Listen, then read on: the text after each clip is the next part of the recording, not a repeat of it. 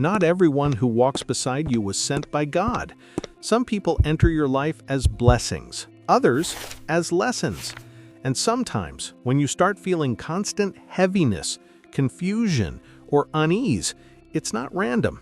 It's a spiritual signal. Because God will often remove certain people to protect your peace, even before you understand why. He sees what you can't see, and sometimes His protection looks like disconnection. So if you've been sensing that something feels off with someone close to you, stay with me until the end. Here are 8 signs God might be trying to remove someone from your life, not to punish you, but to prepare you for what's next. Before we begin, take a deep breath, open your heart, and ask God to reveal what He needs you to see through this message. Sign 1. Constant confusion, no peace. God is not the author of chaos. He is the author of peace. If every time you're around a certain person, your mind feels restless, your heart uneasy, your peace disturbed, that's not from Him. Peace isn't just the absence of noise, it's the presence of divine order. And when someone constantly disrupts that peace, it could be God whispering, "This person doesn't belong in your next chapter." Sometimes you don't lose peace because you did something wrong. You lose peace because someone in your life doesn't belong in your spiritual atmosphere. Remember what the Word says, for God brings peace, not confusion. When your peace disappears every time they appear, that's a sign worth listening to. God's direction often begins where your peace ends. Sign 2. When the relationship feels like a burden. When God is removing someone, what once felt easy begins to feel heavy. You start to notice you're always the one fixing things, apologizing, holding it together while they keep breaking it apart. That's not partnership, that's exhaustion. And Jesus said, "My yoke is easy and my burden is light." If someone's presence continually weighs down your spirit, it's not alignment, it's resistance. Think of it like a tree branch that's already dead. If it's not pruned, it'll stop the whole tree from growing. God cuts away what drains your life so you can bear fruit again. And sometimes the pruning hurts before it heals, but the growth that follows will remind you it was worth it. Sign 3. Your spirit feels uneasy. Sometimes your soul knows the truth long before your mind does. You can't explain it logically, but something about that person feels wrong, forced, or unsafe. That's not paranoia, that's discernment.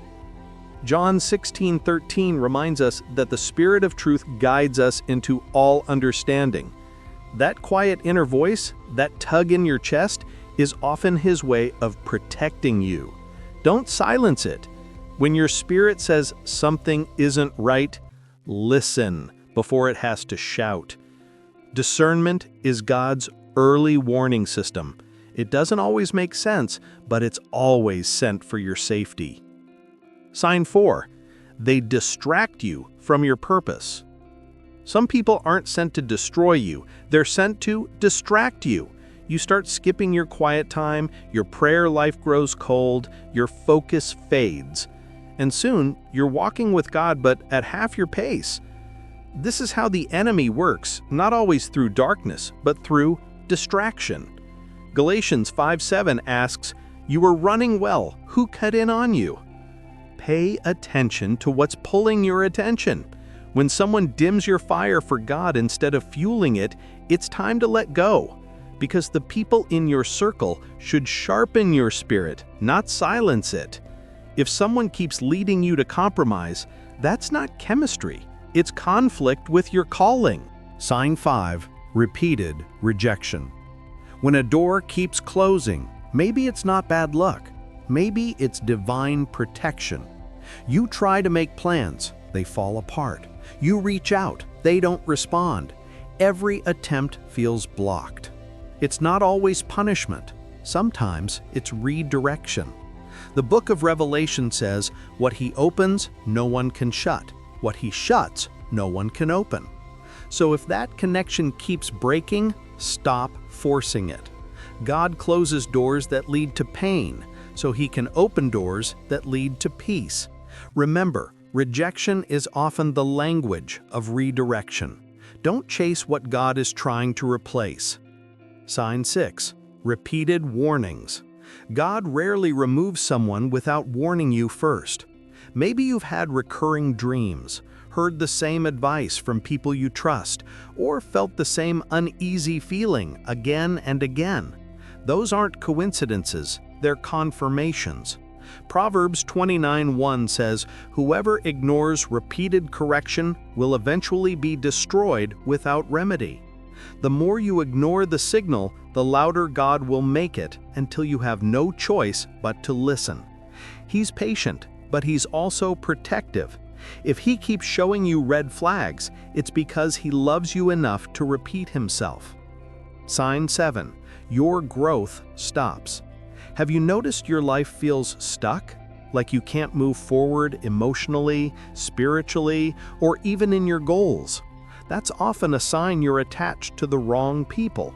Hebrews 12:1 says, "Let us throw off everything that hinders and run the race set before us." Sometimes the hindrance isn't a habit, it's a human. You can't step into your new season while holding on to what God already told you to release. And maybe the reason nothing new is growing because you're still watering something God already let die. Letting go doesn't mean you failed. It means you're free to grow again. Sign 8.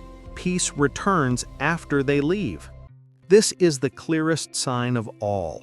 When that person finally leaves, whether by choice or circumstance, and suddenly your heart feels lighter, your thoughts clearer, your faith stronger, that's not coincidence, that's confirmation. Philippians 4:7 says, "The peace of God, which surpasses all understanding, will guard your hearts and minds." Peace is God's signature. When it returns, it means He's been working behind the scenes all along. The absence of chaos is often the presence of His hand. When your peace returns, it's heaven's way of saying, "You did the right thing." So here's the truth. Not everyone who enters your life is meant to stay. When God begins to remove someone, it's never rejection, it's protection. You may not understand it now, but one day you'll look back and thank Him for every closed door, every goodbye, every silence that saved your soul. Because sometimes your greatest breakthrough is on the other side of letting go. And if this message spoke to your heart, type the word trust in the comments below. It's your quiet way of saying, "Lord, I'm ready to release what's not meant for me." Remember, when God takes something away, He's not punishing you. He's making space for something better, something peaceful, purposeful, and pure. Before you leave, take a moment to reflect. Who or what might God be asking you to let go of today? Trust Him with that answer. Don't forget to subscribe for more faith-filled messages that help you walk in peace, purpose, and divine direction.